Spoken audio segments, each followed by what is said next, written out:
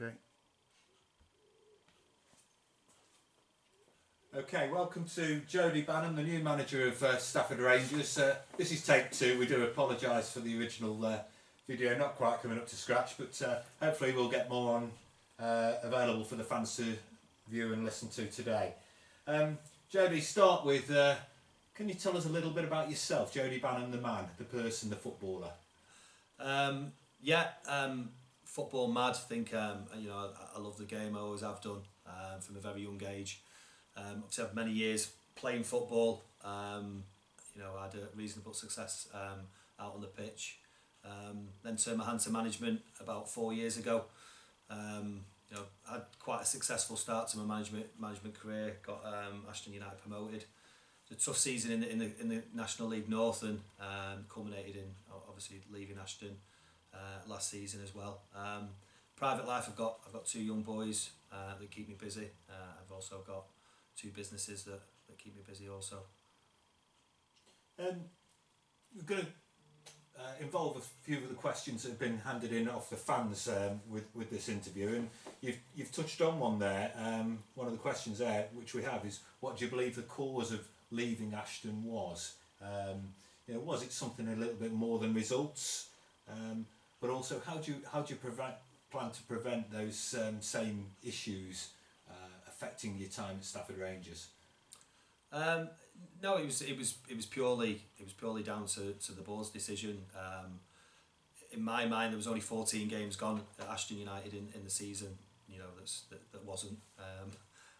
But obviously, before that, the 3 seasons that I'd been manager of the football club had exceeded expectations every single season. We've regularly brought good players to the football club on a very modest budget, and we brought some success to the club as well. So it was disappointing that the club felt that they wanted to go in a different direction, but that's football, and we have to take it on the chin and move on. But it's just one of those things really. Nothing sinister behind the scenes, but just a pure footballing decision.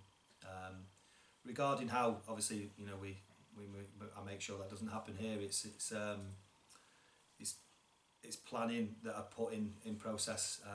Since I left Ashton United, analysed all the things that we did well, all the things that we could potentially do better as well, and kind of I've done lots of CPD work and kind of honed my thoughts on how best to approach a job when I get it next. So there's a lot of preparation gone into before getting this job that I think will stand me in good stead and hopefully bring success to the club.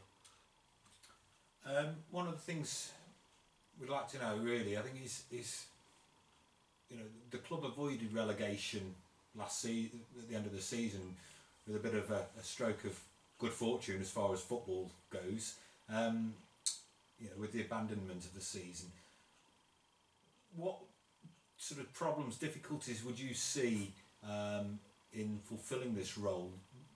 Is it going to be a harder job for you with the club playing at a level that we weren't up to last year, or would you have seen it as an easier role had we been relegated to Division 1? No, listen, there are players out there, and there was players already at the football club that can make this club competitive at this level. I truly believe that. It's got a great fan base behind it, a good infrastructure, and there are some, as I just mentioned, there's some good footballers still at the football club that we've invited back for pre-season. It's about strengthening now, making sure that we're bringing in players that are of good quality to play alongside the players that we've hopefully currently got in place, and we build on a good pre-season, and hopefully that takes us into the season and we get a good run of form going there. But I don't see any reason why we can't be pushing towards the top end of the table. There'll be a lot of good players knocking about in the summer now with a trickle-down effect from the Football League. I imagine that a lot of Football League clubs will be carrying smaller squads. The days of 25 to 28 players of a League 1, League 2 club are long gone, and certainly for National League clubs as well. So these players have got to go somewhere, and I think in 2 or 3 months you'll see a lot of players scratching around for clubs that you may not ordinarily have been able to get. So I'm hopeful that we can build a really strong squad next season and have a good go. We've already already seen that 3 or 4 of last season's squad have been released. One that caught the attention of a lot of fans was the departure of Jack Sherritt, who was our longest serving player.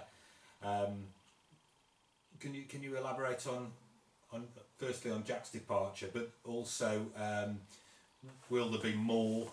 Are we expecting more of last season's squad to not to be invited back, or will you be inviting the bulk back just to have a good look at them yourself? We've invited 11 players back for pre-season. Every single player I spoke with spoke very, very highly of the football club. Absolutely loved playing for the club. And after conversations with Matt Hill and Andy Fern, and players that obviously I knew previously as well, we decided on the number of players and the personnel we're going to bring back and invite. Regarding obviously the rest of the players, it was a purely footballing decision.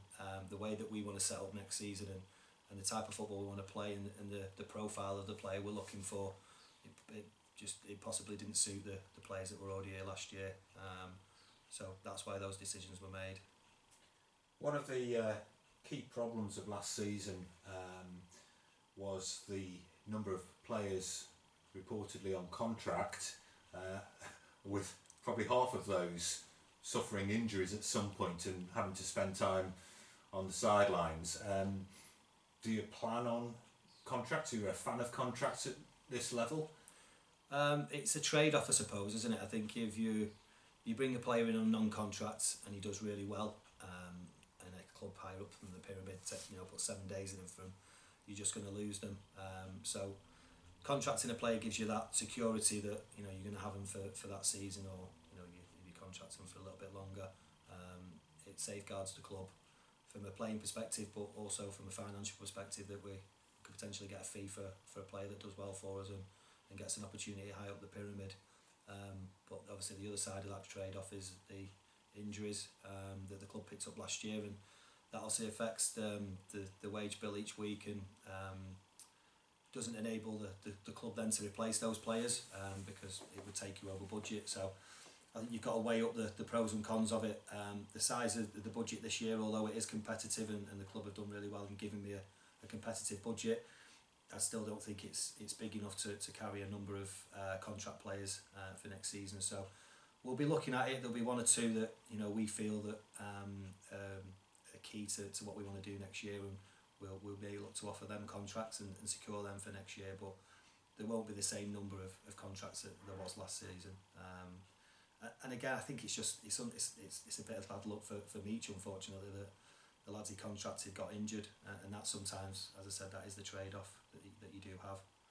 And you can also have the other side of the coin, is the player themselves might not actually want a contract because it can restrict their progress, can't it? Yeah, they don't want to be tied down too much. Yeah, I've had that previously. I signed a lad from Tadganster last year at Ashton United, John LaFood, who did very, very well for us at right back, and we tried to get him on a contract to secure him because there was a lot of clubs sniffing around him, and he didn't want to sign a contract because that would have potentially held him back. So it's got to work for both parties. It's got to work for the football club and it's got to work for the player. Some players enjoy the security of having a contract because it protects them against injury, or if they're out the 16, for example. But others prefer to stay on contract because it allows them to move club a lot easily than it would have done if they were on contract. So we're sort of talking on the squad here. What's your view, therefore, in integrating the youth players into first team football? We've got the academy that's just completed its first year. We've had quite a successful under-18s team going back over a few years, really, but we rarely see any of those players coming through and staking a regular first team spot. There's probably only a couple over the last half dozen years that I can think of that have come in and held a first team spot down for any sort of length of time. Do you see the youth playing a big part in next season? I wouldn't say that we see them playing a big part. What we see is that slowly but surely we'll be integrating the great work that's being done below the first team with the youth setup, and we'll slowly see them supplementing the first team. Again, it'd be great to have some young players from the area and that are being produced through the football club to play for the first team. It's what every club in the country wants. So we'll be working closely with Oz and Colin to regularly get updates on the players. We'll be inviting players that are doing well from the 18s and under 21s in to train with us on occasions as well. And I don't think there'll be any county cup games. We might have been told at this moment in time, but that's, you know, the cup competitions like that are also a good opportunity to give young lads you know, an opportunity in the first team, and it gives them an opportunity to see what it's like, what the level's like, and obviously we can assess whether they're up to the level or not. So I'm excited about the what the academy can produce in the years to come. But I think if we're going to be successful next year, obviously we need experienced players at this level. That's not saying that we're looking for, you know, late 20s, early 30s. We're looking for, you know, players between 20, 25 that have played 150, 200 games at this level. I think that a blend with a little bit of experience will enable us to put a successful team on the pitch. Okay, looking at your staff, you've appointed Matt Hill as your assistant, somebody you knew from your time at Ashton. Yeah. Are you going to bring anybody else in on the coaching side? We've got a great coaching team here already. So we've got keeper coach. There's physios in place. We've got John, another coach that's in place. Obviously Fernie, director of football as well. So we've got a good setup already. The team that I had previously at Ashton United kind of got other commitments at this moment in time as well. So it worked out well having Hilly. You know, played with Hilly. Hilly played for me. At Ashton. The season before last, and obviously he transferred over to Stafford from Ashton. So I was keen to get kind of Hilly involved with us at Ashton on the management side of it, but at the time, he wanted to carry on playing football, which I respected, and obviously we granted his wish to come to Stafford. So it was a bit of a no-brainer. Obviously, once I knew it was an opportunity to come to the club, that, you know, that Hilly would come alongside me as well. He's got bags of experience. You know, he's played in the Championship a number of times, and it'd be great to lean on his experience and contacts within the game also as well. What we are looking to add at this moment in time that we haven't quite got in place is the analysis side of the management team. So we're actually actively searching for a first team analyst to come and video all the home and away games, clip all those up for us as well, and we're looking for an opposition analyst as well to go and to follow you know, the upcoming opposition teams, make sure they're doing reports, and we've got a full understanding of what the other teams are doing in and around us. That's key for me next year, that we get that on board. The analysis side of it is something that I'm really keen on. I think data's, you know, a massive part of sport in general now, you know, so we'll be trying to access that as best we can. So that'll be a key hire, but one we haven't made yet. Somebody you're looking for there in a professional capacity, is that you know, a paid role? Well, yeah, so we'd look, I think, to secure someone for the amount of hours it would take, so I need to sit down with Fernie yet, but we to see if something's in the budget. But yeah, we look to have a paid role. It's a role that would work very closely alongside me. You know, preparation's key for anything you do in life, and you know, I think you know, the reviewing our performances is really important. So to have someone that can kind of clip all the different phases of a game up, and can clip individual highlights up for the players as well, it's going to be a massive tool for not only us as a management team, but for the players as well. And going back to Matt Hill, still hopefully see him taking part in at least some of the games as a player. Yeah, I think next season. I think there's mileage in you know, in still using Hilly as a player when needed. I think Hilly knows that his playing days are, you know, he's at the end of his playing days now, and but if we need to see a game out, for example, you know, putting Hilly on in a kind of in a defensive position is not going to be the worst move in the world. He's got, you know, his positional play is very good. He's a good communicator, good motivator. So I think there's still mileage there for Hilly, but probably not a lot. Do you have a preferred formation? What can we expect to see your sort of basic setup from next season? Is it a 4-4-2, 3-5-2, 5-3-2, 1-2-3-4? Years ago we had a manager who came in and he sold us on playing with 5 forwards every game, and I think it's happened once. Was it Ardiles, was it? I wish it was. Yeah, so I think more principles really that we'll be looking to work from next year, and our principles we'll want to play a passing game. We'll want to build from the back. So our keeper, our centre backs are going to be very important. I like full backs to be attacking, to get forward, and good defensively 1v1. Midfielders with good rotations, brave in the tackle, but also brave. They want to get on the ball in tight areas and make things happen. And we want forwards that are dynamic and can run in behind, can come short, can play in little pockets, and the important thing is to get goals. So those are the kind of the principles that we're looking for within our setup, our framework. And then kind of out of possession, we're looking for really high energy. We're going to play with a really aggressive press. So we're going to be asking the players to do a lot of sprints, probably more sprints than you used to previously, because we're going to want to play high up in the opposition half and kind of keep them in there. So there are principles, our kind of shape and stuff. But, I've kind of got a shape that I want to stick to. I want to give too much away with how we're going to set up really, but it will change from week to week. Sometimes obviously the principles will stay the same, but the strategy may change from game to game, and how we look at the opposition strengths and how our strengths will combat that. So the strategy may change, but the principles that I spoke about will run through. And just going back to the squad,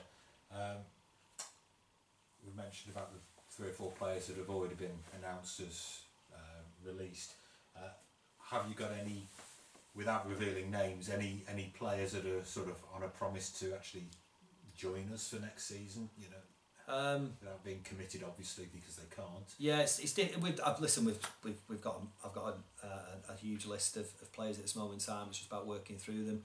We wanted to give the courtesy to the players that were here last year first to speak to them. So what we don't want to do is give anyone a negative impression of Stafford Rangers. So we wanted to do it the right way. We wanted to make sure that we spoke to all the players, the ones that we're inviting back, but also the ones that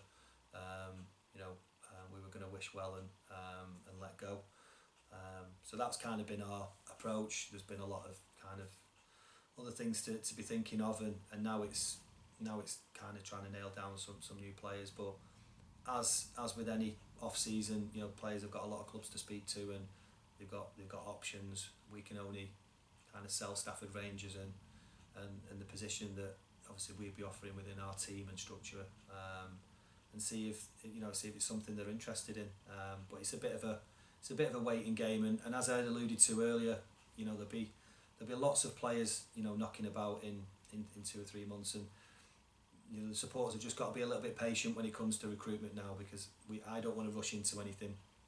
I think this squad and team will evolve over the next kind of couple of months, and whenever we do restart, I think we'll have a strong enough team and squad to really push on next season. But it's not going to happen overnight, so we do have to be patient with it. Yeah, I think one of the, although it wasn't universally felt, but last season we actually did have some good players here, but for one reason or another it didn't quite gel, and we didn't get the results on the pitch. But I think a lot of people would say, yeah, there were some good players, and you see some of the comments on the forums that say, I would invite X, Y and Z back, so I think you've certainly, if you've got 11, that's sort of 2/3 of the squad that we had. There's a fair chance we should see some decent football next season. Looking at the pre-season, have you got any fixtures lined up? Yeah, we have. Obviously, we can't put dates on them yet. Sure, we can announce them yet either. No, so yeah, we have. We've spoken to quite a few clubs. Pre-season, we're nailing down a venue for pre-season as well. So we're going to go and see that next week and and get all that confirmed. That's quite exciting. It's really great, good facilities. So I'm excited about that. I've spoken to a couple of managers that I'm close with locally. So we've kind of got some friendlies that are just need signing off, basically dates putting in, but they're all agreed in principle. So there's some good ones in there that we're excited about. The good revenue generators as well for pre-season, and also obviously from a football perspective, there'll be a good test for us as well. So you're sort of hinting there at Football League conference level opposition. Yeah, listen. We've got some. There are some good friendlies lined up. Some that'll. We need some where we need to build it up, and then we need some good opposition that are going to really test us. So last season we saw some progression from a couple of lower base teams.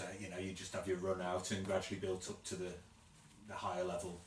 Yeah, I think from what I was alluding to earlier, with the first 2-3 weeks of pre-season, we might not have our preferred squad in place. So it will be an evolving situation. It'll be quite fluid. So there might be players that you may see early in pre-season that won't be with us at the end of pre-season. As a new manager coming in and trying to build a squad, we're going to have to try and look at as many players as we can before we kind of solidify that squad by the back end of pre-season, and obviously you'll see that for the first game of the season we'll hopefully be ready.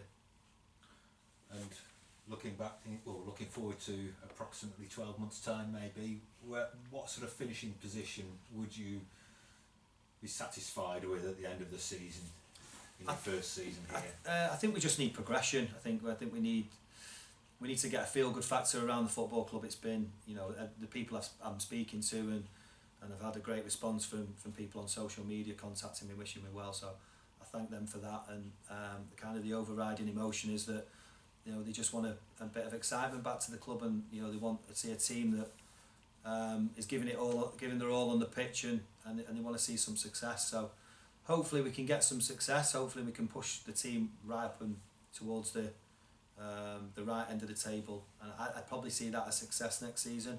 We want to be pushing near the playoffs. I think that's a given for a football club this size. But people have got to have an understanding that we're kind of starting with a blank canvas as well, and that's not a bad thing. And I'm certainly confident in my ability to recruit enough players and good quality players to get us pushing towards the right end of the table. But we'll possibly keep those targets private at this moment in time, and we'll keep it internally. But what I can guarantee the supporters is that they'll have a team that's attractive to watch, that tries to play the right way, within the right spirit, that fights and for every single point and every inch of the blade of grass on the pitch, and something that the supporters can identify with as well. I think last season, despite our position in the table, the fans stayed largely supportive of the club. We've still got a decent crowd coming into games. If we can push playoffs and playing attractive football at the same time, you could easily be talking of 700 every week, 800 every week. Here, which is at this level is a decent level of support, and that'll only help to generate more funds. One of the other things we had last season was the Players Fund budget. I don't know whether you're familiar.